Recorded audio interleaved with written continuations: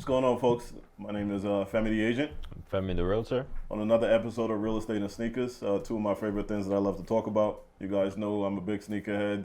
My son is too. We buy them, we wear them, we collect them. My guest is too, but we'll get into that in a second. We buy them, we wear them, we collect them. The ones we don't wear, we end up selling. So today I want to talk about the Jordan 4 SE Olive. This sneaker dropped maybe about 2 months ago. A nice olive green. It actually goes with what my guest is wearing, so I think this would have been perfect for him. The material on this is really dope. It's a sexy shoe, nice for fall. You can dress this up, you can wear it down, depends on what you're looking to do. But for me, I think you could go either way with this sneaker. I really like it. I've only worn it once, but you definitely will be seeing me break this out on a number of occasions. Dope shoe, dope material. I would definitely suggest you get a pair if you're a big Jordan 4 fan. You would definitely love this. I think the execution on this is really nice. The two shades of green. So try to grab yourself a pair. We're going to just touch on the market and what's going on. And my son got a couple of things to say real quick. Yeah, so as some people may know, rates are definitely coming down. The Fed is doing a cut, so the rates will be dropping a good amount and coming up 2024. As of right now, a 30-year is right over 6%, about 6.1. Excuse me. And a 10-year is right around, right over 5.5%, around like 5.75.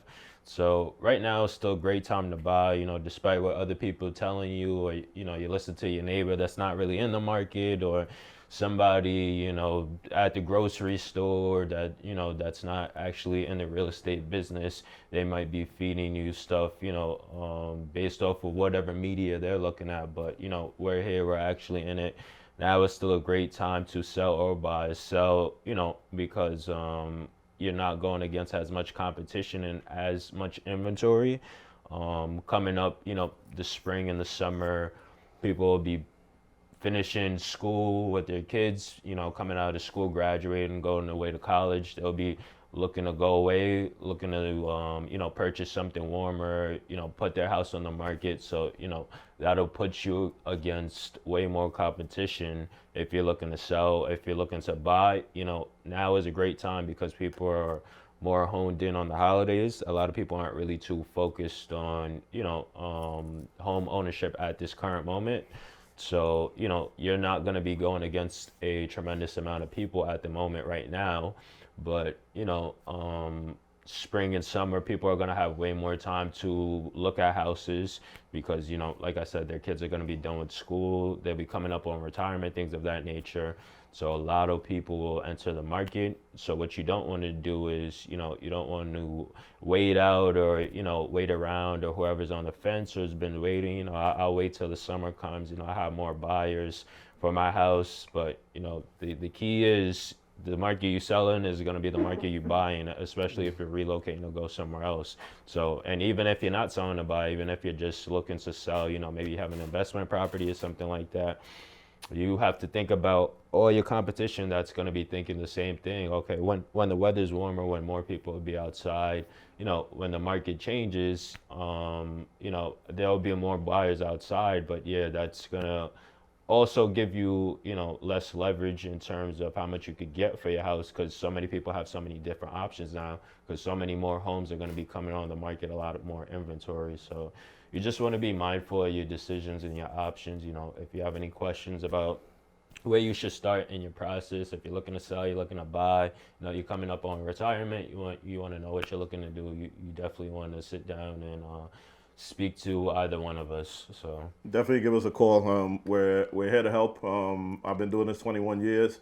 I have some banks that I'm working with right now that's also offering a 30-year mortgage for 5.5%, under 6% for a 30-year mortgage. So guys, reach out to me. Right now is a great time. I mean, when I bought my house, the rates were, I ended up getting 8.75 for a mortgage. But I kept that rate for 6 months and then I refinanced to 5.75. So it's not so much about the interest rate, folks. As long as you can afford the payment, I would always say, now is always a great time. and even investing too. I know a lot of people looking to invest.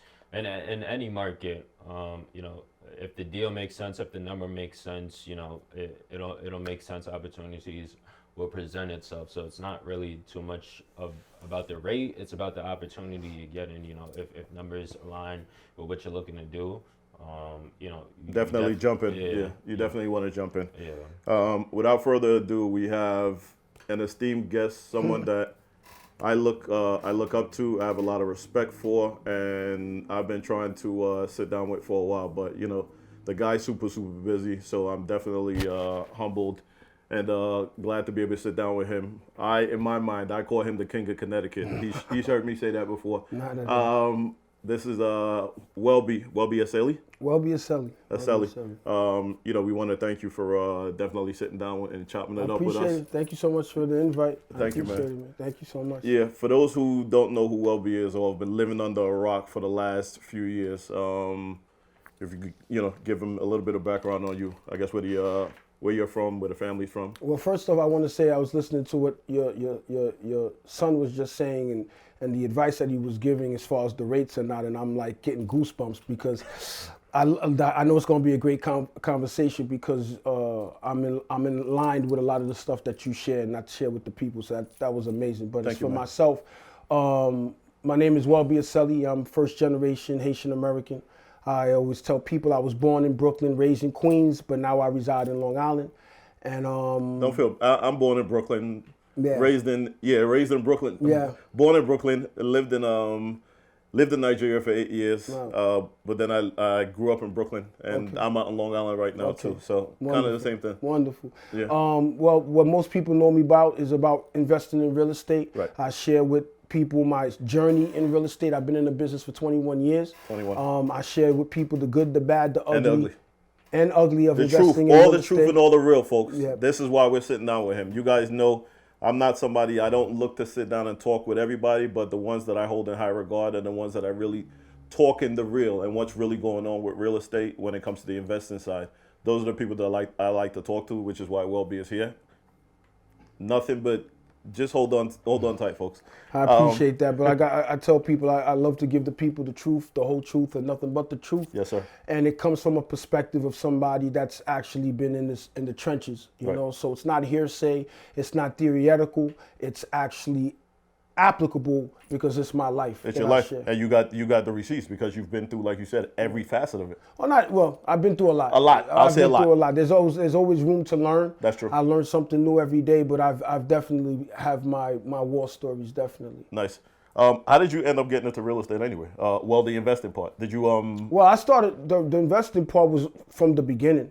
Okay. So I bought my first property at the tail end of 2003, 2004. Okay. So that's 20 plus years ago, right? Okay. Was that in New York or? That I started buying in Atlanta. I've never left New York. I've always lived in New York, but I started investing out of state. But what made you venture out, I guess, early? What made you venture out early instead of starting here? Well, I started doing what everybody else was doing. Everybody was leaving to go out of state. That's true. And Atlanta became like the hottest spot to move to. It became like a black mecca for everybody to go down. That's true. So everybody from New York and the East Coast was moving out to Atlanta. Right. So when they were all moving out to Atlanta, what happened is I would have my friends that moved out there would tell me how quote unquote cheap the properties are. Right. So once again, I always tell people what's happening now in the last 2, 3, 5 years is no different than what's happening in other cycles. It's true. So it's nothing new that's happening right now. So what happened to me is what's happening to the people now. Now. Everybody's going out of state to quote unquote buy cheap properties. Right. There's no such thing as cheap properties. Well, cheaper. I think if you're living in New York, like you said, I think when you compare New York real estate to what's going on in some of the other areas, you feel that out of state is cheaper. Well, but in certain senses. In certain senses, in the concept I understand, but the presentation to people that's not how it's being presented to people. Right. What they're doing is they're going after big city people. It could be wherever. It could be New York. It could be Jersey. It could be Seattle. It could be Cali. It really doesn't matter to me. But when you are comparing it your market to the quote unquote cheaper Cheap market. market. That's how they get you. Right. And I want to just change the mindset with people and make people And the understand. narrative. And the narrative. There is no such thing as cheap. Okay. Because if it's so cheap, why is it that the people? Yeah, everybody would do it. Why aren't the people in that city doing it? That's true. There are no such thing as cheap markets. It's a marketing ploy to get you. To get you. So it got me. Right. So I bought my first property in Atlanta while living in New York, and I bought me a multifamily property. So I bought my first property was a 4-unit building in Atlanta. Okay. I didn't understand proper acquisition. I didn't understand interest rates. I didn't understand construction. I didn't understand why ultimately I was buying this property. I bought it because Well, it was the thing to do, right? it was the thing to do, and I'm sure you hear the narrative today. Buy yourself a rental property for cash flow. No one tells you the meat and potatoes in between. It's just buy that property. Right. So if the realtor tells you this is a good property to buy, and you naive, You're gonna buy it because you don't know any better. okay. If the mortgage lender tells you you can afford this property, you are qualified for this property. Better yet, I just say afford. You are qualified to buy this property, and this person is licensed. What are you gonna do?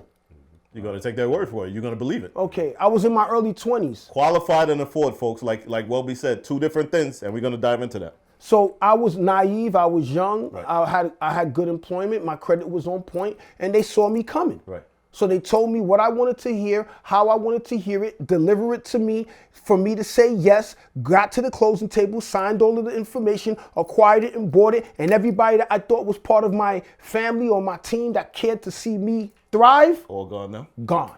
Wow. So needless to say, I owned that property for about 4 years, and I ended up losing that property sometime around 2008 to foreclosure. Wow. But there was so much that happened in between. But the things that happened in between is no different than what's been happening these last 2, 3, 5 years. It's funny that you're saying that. I was talking to somebody actually a few minutes ago, and I was telling them that, you know, I've been in real estate. I've been a real estate broker now for 21 years.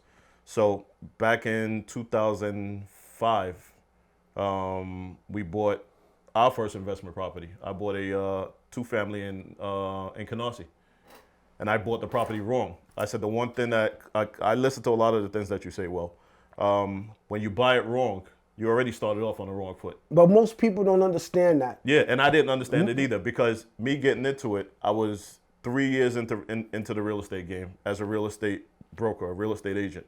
And I was saying to myself, okay, I got to come out of pocket every month for this house, but I'm looking at it as this would be my nest egg.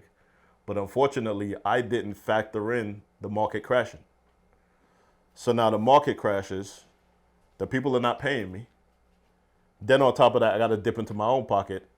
Besides paying for the house that I live in, my primary, I'm not paying for this. So I'm all the way upside down. Nobody talks about that. And this is the stuff, like you said, nobody talks about. Nobody talks about that. That's why when I tell people buying real estate is not a win, Right. they get so offended. They get so offended. Their heart hurts. And I tell people all the time, stop taking it personal. It's nothing personal, folks. Stop taking it personal. I didn't say that you are dumb. I didn't say that you are an idiot. I didn't say that you are bozo. I didn't say you as an individual. What I'm saying is what you bought was a bad deal. It was a bad deal. Just because you got to the closing table and you signed the documentation does not mean that it's a win. Right. Wow. So that's why I say I'm really sick and tired of people celebrating these things that are not wins. That are not wins. It's not a win. It's a start, right? So I did the same thing. I got excited, and I thought that because I was quote unquote qualified to acquire, that I was doing a good thing. And it wasn't until after I acquired the property, I didn't understand management, I didn't understand renovations, I didn't understand proper cash flow, I didn't understand proper acquisition, because you make your money on the buy. On the buy. I didn't understand that concept. You and me both, brother. I didn't understand that concept. Wow. So that's what, so and I also did in between, so you can see how it mirrors. What's happening today mirrors, right? Right. So I'm gonna ask your son, after you buy a property, as they teach us, right? After you buy a property, and you bought a property with some equity in it, what are you gonna do with that property in the next couple of months, year or two? What are you supposed to supposedly do? Well, you could, in terms of what? Just you tell me what. Some people might take out a home equity line of credit. Some people You might refinance. Yeah, see? things of that nature. You see how I knew he was going to say something to that line. So what they tell you is after you acquire that property, use that property as leverage to then acquire the next property. Yeah. Right? Yeah. That's what they tell most people. Most of y'all have no business doing that. Most of you guys have no business doing that because you don't understand the concept. You figured that because you bought the property has some equity in it. Mm-hmm. What happened in the last 2, 3, 4 years is an anomaly. Yeah. Property value shot through the roof. They shot through the roof. It's an anomaly, but people think it's the norm. So what do they teach you to do? You bought the property, now, as you said, refi, right, or tap in with a home equity line of credit. Right. When you refinancing or you tapping into the home equity line of credit, that means you indebting yourself even more. Even more. Now, whatever payment that you were paying, now you're paying more for this property, folks. So if you were barely able to afford it here, and now you're refinancing, you're in trouble. That's why we can end the show right now. That's the point that I try to make to people. Stop taking it so personal. There's nothing personal about this, folks. Numbers are numbers. Numbers are numbers. I don't care if you black, white, gay, straight, tall, short, ugly, beautiful. The universal language for us all is what? Cash flow. And the net. Thank you. Why you think that they teaching people and telling people to start investing out of this country? And what they do, they don't talk about learning the language and all this other stuff. They talk about understanding the numbers. Right. So all I'm telling people is understand the numbers. It's a numbers game, folks. So when you follow in the process of what people that don't have the experience, that makes it even worse. People that, like you said, they don't I have no the experience. knowledge. What they have is the theoretical approach. Right. The theory. So they're telling you a theoretical approach, which looks great on paper. Yeah. So now you got to apply what they just showed you on paper in the real world. Then you say, wait a minute. Real world knowledge. Yeah, this ain't working. It's not working. I just finished buying me a property in the last 2, 3 years. I got a 2% interest rate or a 3% interest rate that you could barely afford the payment as is. At the 2%. Barely afford. Barely afford the 2%. Wow. Now you're being told refinance. But you could barely afford the 2%. So you stuck.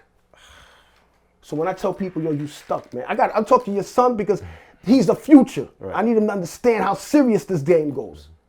So when I say you stuck, what most people do is they take it personal. Once again. I'll be happy with my 2% interest rate. So stay there with your 2% interest rate. There's nothing wrong with that. But when you start talking about that you want to leverage this property, that you're basically over leveraged already.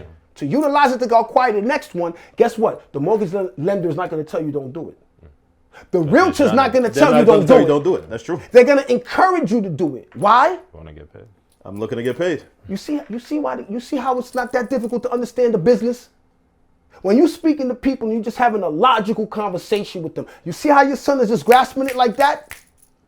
Off the rip, yeah, you're right. You understand? You're right. So now if you already barely making it off the first property and now you tapping into the first property to go try to buy the second property, which means now it's going to push you over the edge. You're now going to utilize that money to acquire the second property. And you already, like you said, don't understand money management on the first. So now you're diving deeper into it. You're digging a bigger hole, pretty much. And your son said it at the beginning of this conversation. That's why I said you was giving me goosebumps. Because what did you say? The same property that you sell, market that you selling in. You have to buy. You hear me, man? You hear me, man? So now you're gonna tap in to this property that's barely producing you anything, money. If anything. You're gonna now refinance with home equity line or a refi. Either way, it's money that you're borrowing, that you're responsible for. And money you don't have. Then you're gonna take that money to buy yourself a property in this market that's volatile already. What people don't understand is that now you got 3 properties. They say to me, how, Welby? I got 3 properties. You like me to explain to you why? Expand, brother. You let the people know. I bet you your son gets it. Could you tell them why they got 3 properties? You got the first property you purchased. You got the equity line of credit you took out. And then you got the second investment property you bought. That's why I make millionaires out here. My mentees, I don't play with them. See how he said that? You see what he said?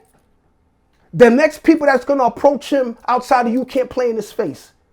Because exactly what he said, you got the first property, I call the home equity line of credit or to refinance your phantom mortgage.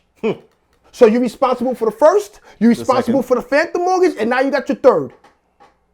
How are you gonna pay off that second mortgage when you're not making it? To begin with. Wow. This game gets serious, man. This game gets serious. So why are we playing around? Why are we playing around and treating this business like it's peaches and creams?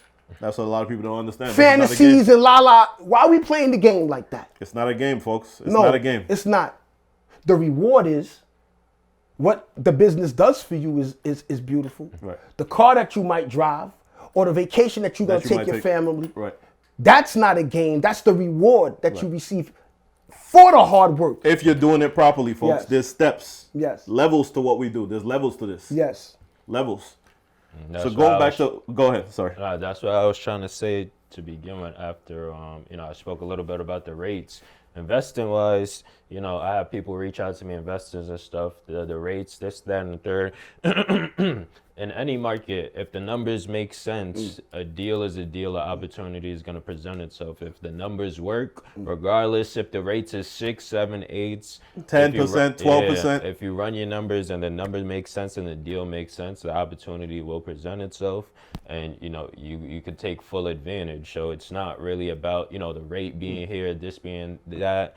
You got to run your numbers regardless of whoever's telling you what, because you also have to realize they're trying to make a living too. Some of these people, not like us, might have integrity and any morals. They might be just trying to make a check or You're living and dying with the end result, folks. Yeah, So it's really about you. But once they tell you whatever they're telling you, you go back to the drawing board, do your numbers, make sure that it makes sense. You have to do your due diligence as well. If it doesn't make sense, you got to step away, step back. You know why I love and appreciate you? And I'm telling you this. Thank you. I wish that I had somebody to school me on that. You are going to be a beast. Thank you. I'm telling you, bro.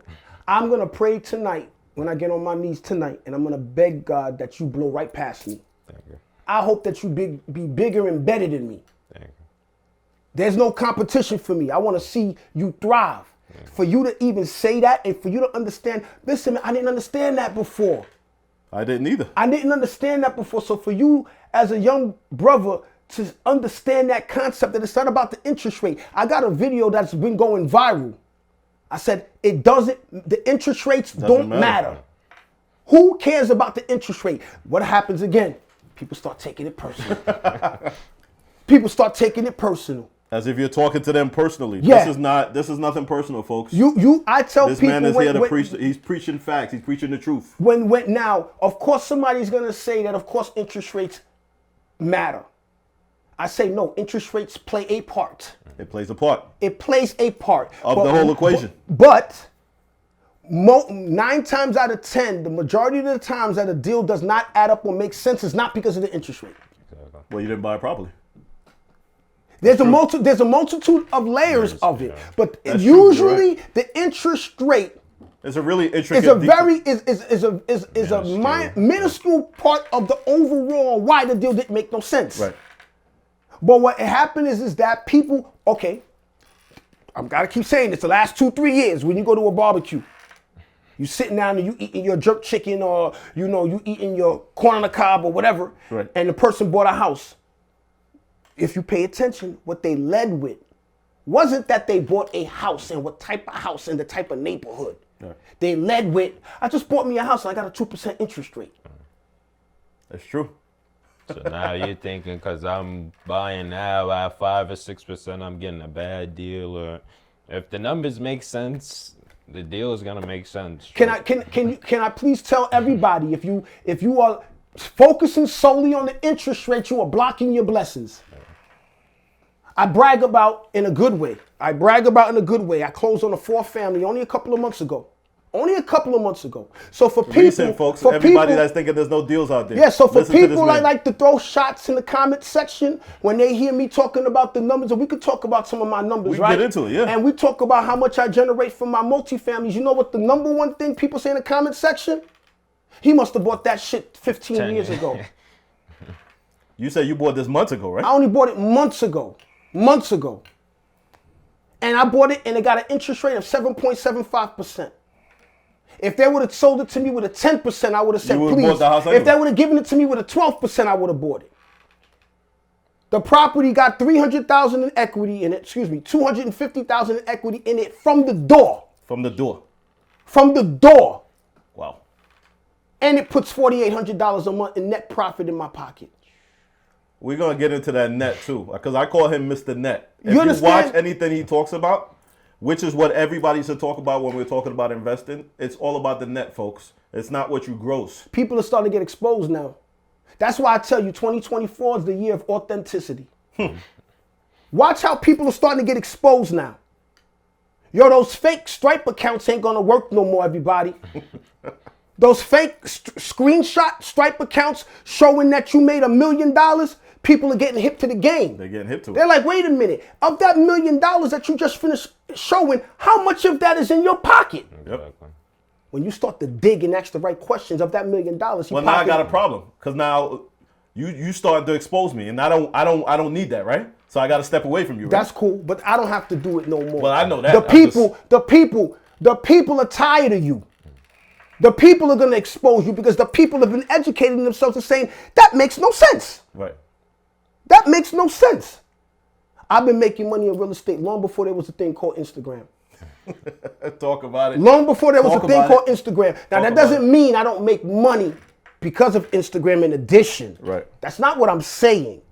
You've been doing it long before. He has the records. He has the receipts. You understand? He has the experience, folks, which is why we're sitting down with him. So this is very important with everyone to need to understand and listen to this young brother. The rates does not matter. It plays a part. It's a fraction of the whole picture, Yes. folks. If the deal makes sense. If it makes sense. And it adds up, buy it. If it doesn't, walk away. Walk away. Walk away. Everybody's on a different time. So don't watch what your friends are doing. Don't watch what some of these so-called influencers are doing. If it doesn't make sense, folks, at the end of the day, it's about you're the one that has to live and die with that decision. Yeah. So make sure that real estate is not like other investment vehicles, like stocks, like bonds, right.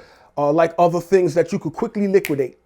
You could buy a stock or a Bitcoin or whatever and watch it in real time dropping, and you could press a button and get out of it. That's true. Real estate, you can't. Real estate, you can't. So whatever decision that you make, you're gonna have to weather the storm and take it to the other side with real estate. Right. That's why you gotta be that much more intentional with real estate. And you can't always watch what everybody else is doing, because a good investment for somebody else that makes sense for somebody else might not make sense for you. They're at a different point in their career. They might need to net a profit or, looking for certain margins because they've already started wherever they've been at. So if you're starting off, you might not want to be, following a big social media person or influencer because they're at a different point of investing or whatever they're looking to do. So, and that other person may also be coming into the game or coming into that situation putting down 20 or 30%. Exactly. But now with these new deals, when you could buy a multifamily with only putting down 5%, if you're putting down less, folks, that means your payment is higher. Yeah. If your payment is higher, it puts you in a bad spot. And Welby could be going into a deal putting down 30% as opposed to you putting down 5%. And thank you for saying that. Because you're seeing a lot of people applauding because they seen, I think it was Bank of America that now came up with this program, put 5% down so you could buy up to a 4-family. Oh, yeah. Right? And people are ecstatic about that. Or somebody that has 20% to put down says, you know what, I'll put 5 over here, another 5 over here, maybe hold on to the rest. Oh, man. Folks, there's something that's called, you need to have skin in the game, which is what investors look at when you're looking at your numbers. If you're not putting down real money into a property, you can't expect it to cash flow. You can't expect your net at the end of every month for it to be in the positive. You're going to be in the red every month, folks. And mind you, there's anecdotal situations or scenarios where it can contradict what you just said. Mm-hmm. That's true. No, you're right. But we're talking about the norm. The norm. We're not talking about the exception. We're talking about the norm. Right. So yes, of course, you're gonna find somebody that was able to acquire that one deal. You know what, man? That Why one don't deal. you mimic it and show me that you did it 10 times? Thank you. Show and me I say you did that, it 10 and times. it's funny that you're saying that because even with real estate, like I said, I'm in the game 21 years. So you'll have somebody as an agent that had a great year. Yeah. And I applaud you. Yeah. I want to see you repeat it, though. Yeah. You got to repeat it. You got to be consistent with what you're doing. Yeah. And it's the same thing with being an investor. Yeah. You know, you got into the game. You had that property. We're going to jump back into that in a second. The property in Atlanta. So how did that whole thing work out? Because I know that you had that for a couple of years. I had it for a couple of years. I never made any money. From the jump. I never made any money. I was in the negative from the beginning. Wow. The realtor presented to me that I was going to be able to rent out each apartment for $1,000, which meant there was $4,000 in gross income on a mortgage of, I had at the time, I think it was $1,800. Wow. Taxes, insurance, everything. So I figured I was going to make about $2,200 out Give the or take, gate. right. By the time I acquired the property, bought the property, was starting to do the rehabbing on the property. By the time the rehab was done, the contractor robbed me. The contractor didn't do what he said he was going to do, beat me for tens of thousands of dollars. We've all been there. By the time that was all said and done and I was able to get the place rented, the best I could get was $500 a month. For each unit? For each unit. So that was $2,000. So that's half of what you thought you were going to get for each unit. I didn't know how to do my due diligence. I didn't know how to fact check. What I also did is what a lot of people are doing today is I kept everything in-house as far as the realtor was associated with the mortgage lender, was associated with the contractor, was associated with the attorney, They were all in cahoots. They were all in cahoots. Wow. So they saw me coming. So I just helped another gentleman recently that he mirrored my same situation that happened to me, where the person sold them a property and the realtor, the contractor, the attorney, the accountant, everybody was associated with everybody else and they robbed him blind. Wow. Right? So anyways, I did after 2 years, I did what everybody says to do. I refinanced. You refinanced. So when I refinanced, what happened? Now the payment goes up. Now you already weren't making any money. Folks, what do you think happened? The situation got worse. It got worse. So then my negative of $200+ or so a month went up to about $700 negative. Wow. And we're not counting tenants that don't pay rent. $700 a month, right? That came out of my pocket. That's as long as everybody was paying their rent. That's as long as everybody was paying their rent. Nobody talk about the vacancies. When they don't pay. Or when they don't pay. Exactly. So of course I had tenants that didn't pay. I had all of those different things that happened. I was in the negative. So it got to a point, financially, I could no longer do it. I got wiped out. Wow. My bank account got to zero. My credit cards got maxed out because I'm fighting for my economic life. Right. Wow. I'm fighting for my name. My name, I had a 700 credit score. I'm fighting for my name. Wow. And then I have to be up here in New York surviving. Wow. I couldn't do it no more. Right. So I had to make a tough decision. Either the property or my life. My economic life. Economic life, So I made a decision to let the property go. Got it. The property went to foreclosure. And the property that I bought in 2003 for $220,000, that I refinanced in 2006 for $240,000, following the same thing they tell everybody. Mm-hmm. I lost at auction for $60,000. Wow. That person at that time, who that person was that was able to take advantage of that situation. Right. Not me, not you, of the situation, right. is who I am today. That's who I am today. But you had to go through that for you to get to where you are now. And that was just number one. Right. I went through that 3 times over the vast years. Wow. I went through the time of making money and winning. And then things changed up, and just like what happened here. Right. A lot of people in the last 3 years was making a whole lot of money. A whole lot of money. A lot of people in the last 3 years was eating in a lot of people's faces. A lot of those people, where are they now? Oh, with all the PPP loans? I'm just saying. We can act ignorant that people don't understand what I'm talking about, but where are they now? So that old saying that we're going to see who was swimming naked when the tide goes out. Everybody. It holds true. It holds true, folks. You ain't seen nothing yet. You ain't seen nothing yet. He's 21 years in, so he's seen pretty much all the peaks and valleys, the ups and downs, because that's what the real estate game is. You have the peaks and valleys, you have the good times, you have the bad parts, but you have to be able to weather the storm, which is why this man is still standing here now. So, but I get my lumps though. Don't get it twisted. No, we all get our lumps, but that's part of the game. Yeah, I take my lumps too. I still take my lumps. Right. But I'm gonna be on the other side with standing on my feet. Right. But that has a lot to do with your discipline. That has a lot to do with your work ethic, for you to still be able to withstand that. Or the work ethic, at least I would say, and also the discipline. Yeah, because without that, we wouldn't be standing here. We wouldn't be having this conversation. After the first loss, you would have just been like, but I did though. I did. Oh, you did? I said real estate's a lie. Really? Well, it didn't work out for you. Yeah, that's true. The second time too. I said real estate's a lie. This is bullshit. Ain't nobody making money here. There was nobody making money here because the thing is that there's a difference between you making money and having money. Right. Big difference. Big difference. Big difference. So because I was making money, I thought that I was doing something. Right. So as fast as the money was coming in, it was going out. It was going out. So I wasn't never truly making money. So when the tide went out, the market slowed down, I didn't have the skill sets to be able to pivot. Right. So I got wiped out. So I got wiped out the first time. I got wiped out the second time. I got wiped out the third time. Wow. So from the time that you lost that first property, how long did it take you to acquire, I guess, the property after that? I'd say about 2 years. And how was it? What was the process for you to be able to generate or raise money? I went to be to able work. buy? Okay. I went to work. Plain and simple. So for people that think it ain't cool to have a 9 to 5, your 9 to 5 is the first person that's going to believe in you. Thank you. Because most people don't believe in anything that you're trying to do right now. So I went to work. I worked to work, and guess what? I stopped partying. I stopped going on frivolous vacations. I went to work. Nice. People want they want to hear me say something amazing like, yo. I went and got the bag, folks. Well, no, I went to work. I went to work.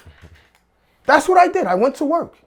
When they gave me opportunity to work overtime while my friends on a Friday night were partying, I was working. Thank you. Saturday morning, when people say I work hard enough, I'm not waking up early on a Saturday morning. They gave me an opportunity to go to work and make some overtime. I went to work. That's what I did. Nice. That's what I did. Having a 9 to 5, folks, is very cool. Being able to get a paycheck every week, every other week, absolutely nothing wrong with that. Because you're always going to have that 9 to 5, but it doesn't mean when you get off, you forget about your dreams or forget about your goals. Those goals should always still be there because this 9 to 5 is going to help you get there. But just never forget about those things. So you said it took you about 2 years. Then you picked up the second property. Where was the second property? Also in Atlanta? No, I started buying in New York. Okay. You were done with Atlanta? Yeah. Okay. So I started buying in New York. I owned a couple multifamilies. I started flipping in New York. Okay.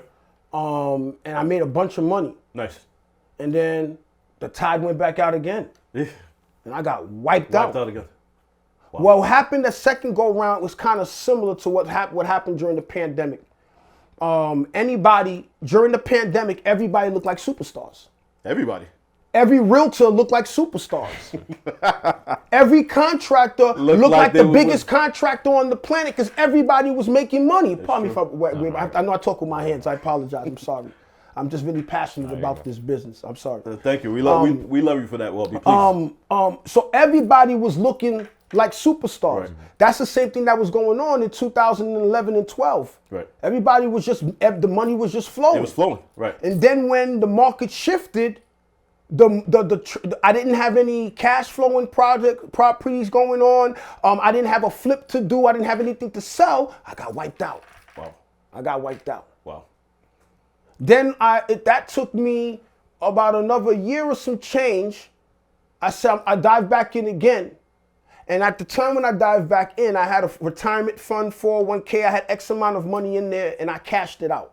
Okay. I cashed the money out. Okay. When I was cashing, you at least had a nest egg. You had something that you. Yeah, I was saving. I was always good at doing saving. Even though I got good. wiped out, I was always good at saving. Even though, listen, man, I was suicidal. But I don't think there's a person on this planet that hasn't one time thought about it because you felt like a failure. Of course. I felt like a failure. I felt like a less of a man. I felt like I was a bum. And you felt like you let the people around you, you felt like you let them down. I wasn't man enough to do it, to off myself. But I'm just saying that those things ran through my mind. That's why I share this with people because I understand how you feel. I was there. I've been there, done that. Your life is worth it. So I cashed out, and when I was cashing out, I had naysayers telling me, not to do it again. Don't do Stupid, it. Right? Don't do it. You stupid. Don't do it. Don't do it. You don't see what happened the first time or the second time? They saw the first time, the second time. When I got cashed out, I had a nice check of money. I got hit the penalty for cashing out. But one thing that I do know, when I dived back in the third time, I went back to Atlanta. Oh, you did? Now Okay. I say I'm going to go flip. Okay. So I went out there. I bought the property right, but I didn't have a team. He still bought it right though, folks. Follow the story. But fast forward that whole process, I ended up having to sell the property at a loss. Okay. But remember, I cashed out. So at a loss, what was left with, I was cut a check for $90,000. Okay. But I was down like $60,000. But I got a check for $90,000. But you still got a check for 90. That was the best thing that ever happened to me. You want to elaborate on that? You're talking about the experience or just? When I got that $90,000, man, I promise you, man, I cannot even tell you, yo, I was ready. I came back home, and I always tell this story. Came back home, and I went to go check my parents. When I came home, I went down the stairs to the basement where my father hung out. So I'm Haitian. Anybody that knows Haitian parents, especially the fathers, are very nosy. Right. Very nosy. Haitian fathers always want to know how much money you have, how much money you spent, why did you buy that car? So my father says to me, Welby, what's going on with that house? What's going on with that house? Right. I said, man, your dad, you know what's going on with the house. He said, no, what happened? What happened? Keep in mind, my father has been watching his son get his ass beat for 13 years. Right. I said, yo, Dad, you know I lost. I lost it. I lost money on it. Right. So my father says, Yo, in Creole, he says, Bibi, ou fin avec ça? In Creole, he says to me, Welby. They call me BB for short, but Welby, you done with this, right? You give up. You finished, right? Because you done from them. I said, yo, they gave me, I got a $90,000 check. He says, yeah, but you done, right? I says, nah, Dad, I got it. Yo, Dad, I got it. I know what to do now.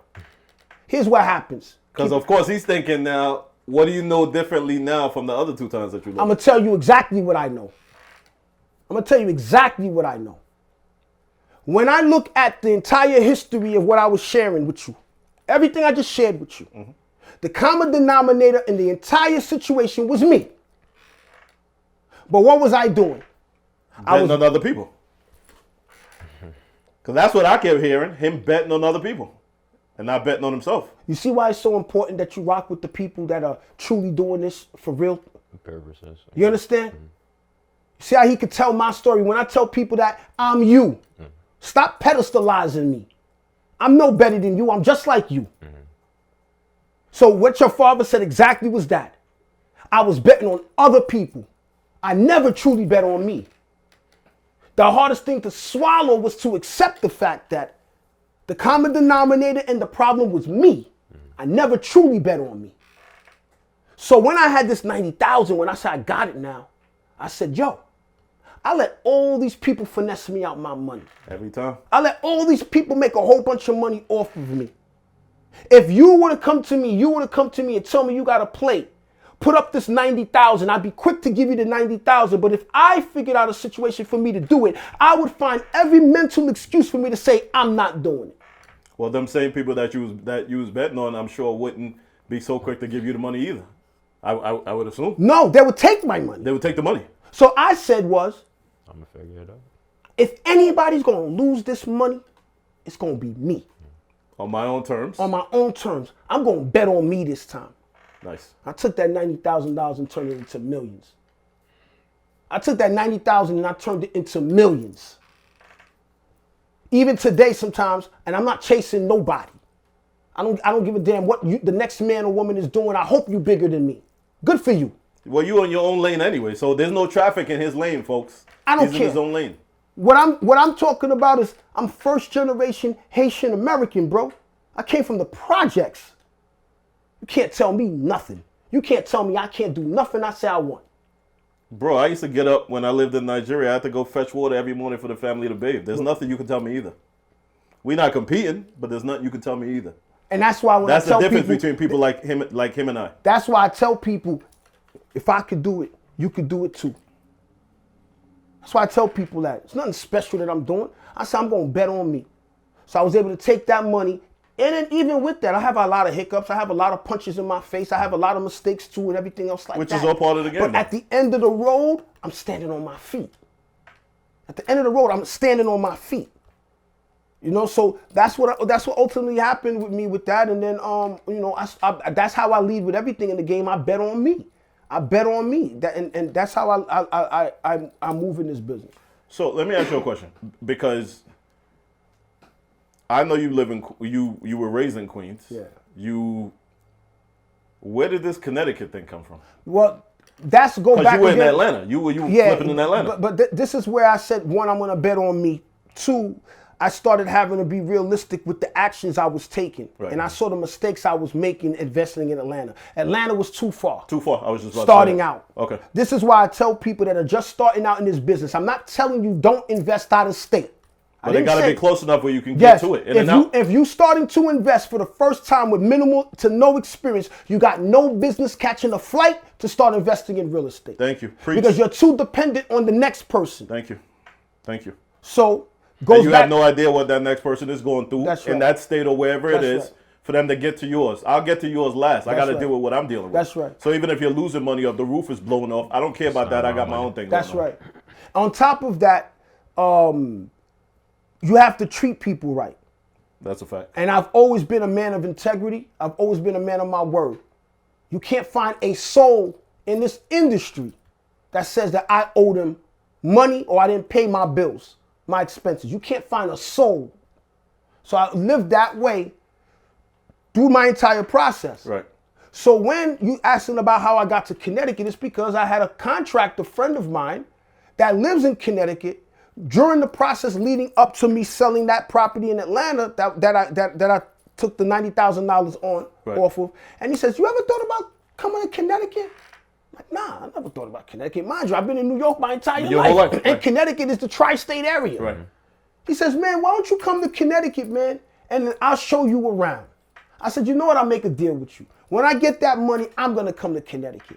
But when I went to Connecticut with an entirely different mindset. Of course. I came with the attitude that I'm going to do my recon work first. Okay. I'm going to study first. I'm going to lead with the proper fundamentals first. I'm going to make sure that the people that are in this industry that are employed by this industry, which are ultimately employed by the likes of us, do as I say. As they should. And for people that are asking who is he talking about, I'm talking about the realtors, I'm talking about the contractors, I'm talking about the lenders, I'm talking about the attorneys, I'm talking about every one of them. They work for you. So I had to go with the different mindset and with the mindset as a leader. Right. And I'm going to direct them to what I expect and what I want. Leader, folks, not a follower. Leader. So I went out there, walked through, started checking. I said, yo, I could make a killing out here. That's how I did it. How many years ago was this? When you started going to 8 Connecticut? years. 8 years. Okay. 8 years. No, I was just curious. Okay. 9 years, somewhere in there. 8 years, Okay. 9, something like that. Okay. I don't know. Yeah. Okay. And the first property that you got out there, was it single family, multifamily? Okay, so go back to having a game plan. The bottom line in this business, let me ask your son. Do you or do you not need money to invest in real estate? You do. Stop letting these people fool you and tell you don't need money. You need money to invest in real estate. The money could come in multiple forms. The money could come in a deal that you maybe JV'd in an agreement and you're getting your cut off of. Right. The money could come from your employment. The money could come from you robbing a bank. The money could come from whatever it is. Forms. The money could come from your credit and you understand how to leverage it. But one way or another, to complete this transaction, money has to exchange hands. Monetary value, folks. Okay, so let's. And Welby's not telling you to rob a bank. All right. I'm being sarcastic. No, I know you are. Yeah, you and I are on the same page. Some of these guys, they take everything. But you have people that do rob banks. That's true. Hey, some of you people that are doing the credit card plays, you think people don't understand that? That's a bank. That's a bank. That's a fact. Okay, but cool. However way you get it, right. You have to have a game plan on what you're gonna do. So now your son and I agree that you need money. Right. But for you to level up, you need consistent money coming in. Right. So what did I decide to do? I had money, but I didn't have a consistent money coming in. Right. So my game plan was I'm gonna flip houses. That was my game plan. I'm gonna flip Which is a good way for you to build the money up anyway. So that's what I started doing. I went up there with the intentions of flipping houses to build up my capital. Okay. I want to get my back off the wall. I want to stop living check to check. I want to stop being pressured every month when expenses was due. Right. So I started flipping houses. I started flipping one house, two houses, and I would maybe flip them every 6 months or so. I started building up my team. I started building up my contractors. I started building up my team. But by the time I could continue putting in that work, I went from doing 2 or 3 houses every few months, 6 months or so, to me doing simultaneously 4 to 6 houses. 4 to 6 houses I started doing. Okay. To the point that I got to where I started doing 20 to 30 houses a year. Wow. Okay. So then from 20 to 30 houses a year, I stayed disciplined with the intentions of stacking that money. By the time I stacked up that money, I had already amassed over 7 figures of liquid money. Nice. I didn't take that money for me to say, let me go buy me my Trick Ferrari, let me go trick off. My goal was I made that money. Now it's time for me to start buying me income producing properties.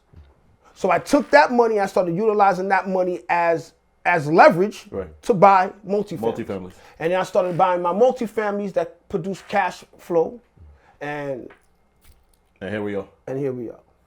With the multifamilies that you buy, do you going with any partners, or everything is all you? Starts and stops. Everything is 100% is me right now. And I'm not saying I'm not open to. Right. But it has to make sense. The scenarios hasn't made sense for me to do so. Understood. But I'm right now I'm 100% of everything. So with the with you owning the multifamilies, what's the end game for you with that? Well, if I wanted to stop right now and don't do anything else, I'll be honest with you. I'm blessed. But man, I'm young. I'm energetic. I mean, I know that you have the courses that you're teaching, which as you should, because as I said to you before, folks, this is someone that is actually out there. This is someone that actually lives, breathes real estate investing. So he can teach you.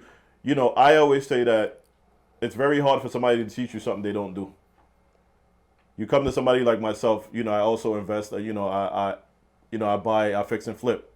So I can talk to you about that world because I do it. I can talk to you about buying a property, selling it, upgrading, because I do that for a lot of my clients. So it's the same as what Welby does. Welby does a lot of the investing, also multifamilies, flipping. He's done all those different things. So he can talk to you about it. He can also teach it to you.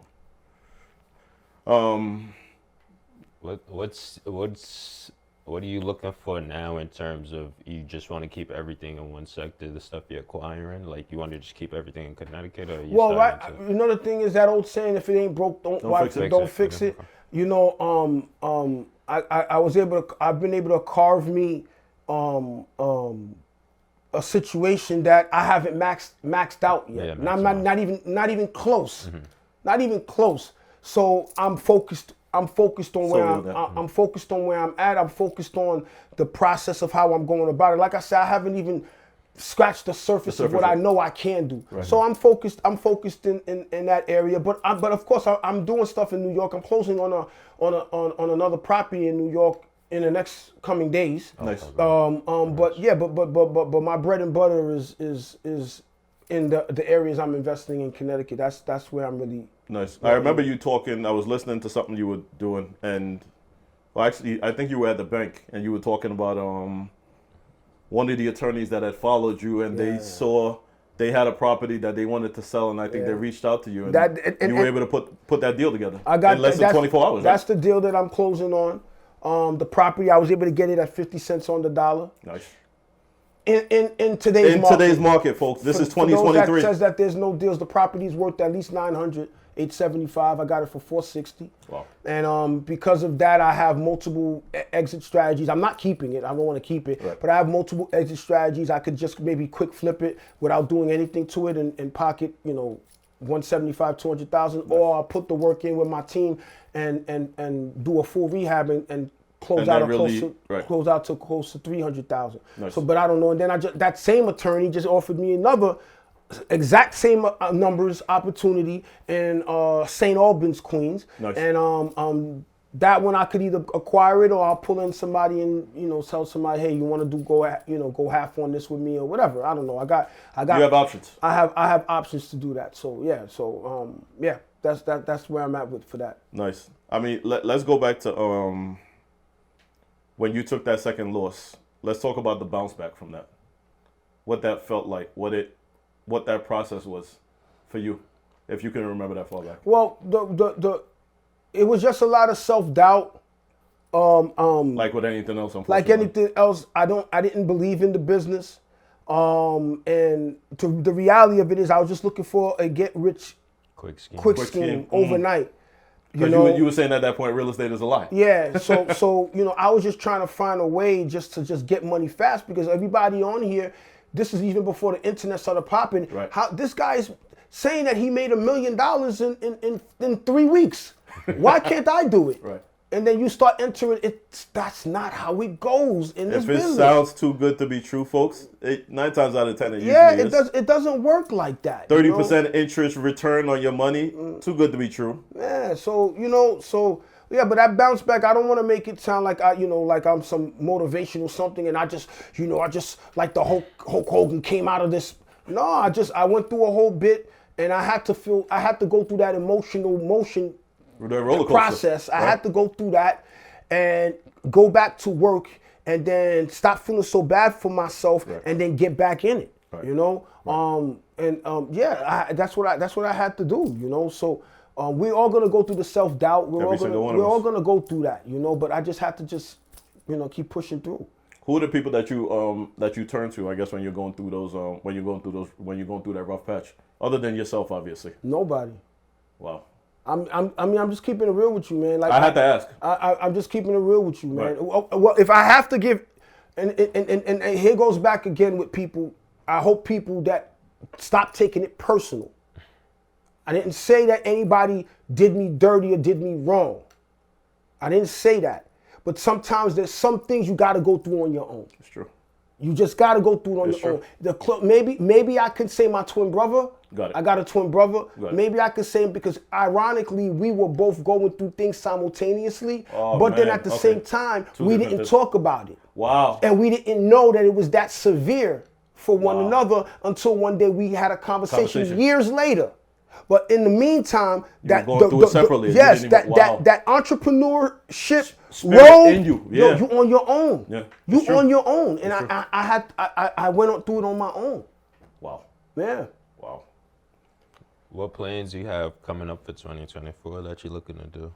I'm super excited about 2024. I'm super excited about 2025 because I really believe that the wealth transfer that's going to happen is going to be like no other. And I would really like it if our people that look like us, stop using this as a crutch. I hate to hear that too, bro. Because the thing is, it's not about this, everybody. It's about the haves or the have-nots. That's what it is. It's going to be about the people that are in that got it or don't. Or don't. So pick a side. I choose to be on the side with those that got it. Thank you. You hang with 4 losers, you're the 5th loser. So 2024, I really believe is going to be some great opportunities. I think there's going to be a lot of blood in the water. Right. I think there's going to be a lot of pain. And I think there's going to be a lot of amazing opportunities. And you got to ask yourself the question, are you ready for it? Right. I've been busting my tail for 21 years to be ready for what's about to go down. That's what I've been. So that's where I'm at right now. Nice. And I would definitely tell people to continue building up your skill sets so that you can pivot within the game.